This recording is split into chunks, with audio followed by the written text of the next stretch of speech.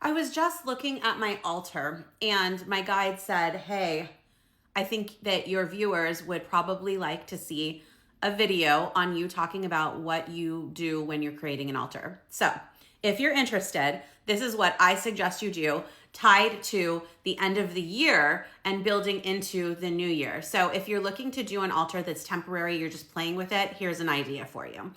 Get any type of space. It really doesn't need to be a large space, but any type of space that won't be disrupted, that also can be a sacred space for you. So whether it's maybe a corner of a bedroom, if you have office space, you can put it in an office. If you have a living room, dining room, anywhere where you don't have maybe like pets that will, especially if you have cats, be careful. Pets that will get to it, eat anything off of it, steal anything off of it, knock it down, whatever. Get a space that's protected.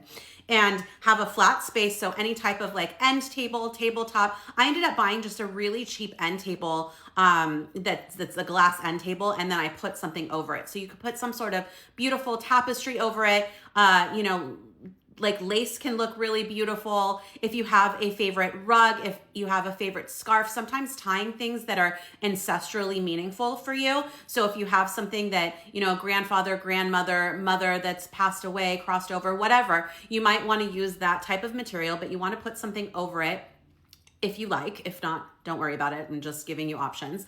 And then what you want to do is think about, what is something that I can put on here that is going to ground me, number one. So I have a lot of rocks on mine, not crystals, because crystals aren't necessarily grounding. It depends on which ones, but I have actual rocks that I have found at Mount Shasta and places that I've done a lot of spiritual and shamanic work. So if you want to think about, what rock maybe even can come into your life once you set the intention for this, maybe that'll work, but you might want to put a rock on it.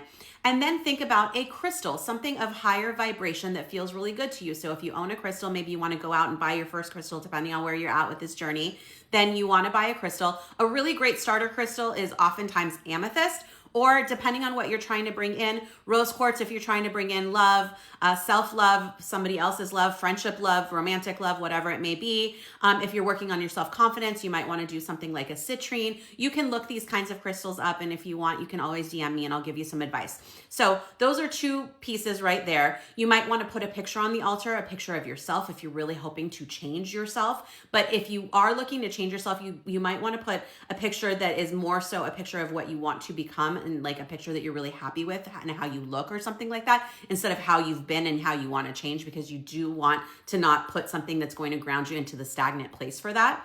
Then from there, you're going to want to put a candle on it. I always prefer white candles, but I also have, I'm looking right now, I have various candles. I switch them around. I change my altar around a little bit, even though the core points are usually the same, just because I have a shamanic altar. So I also have it based on that.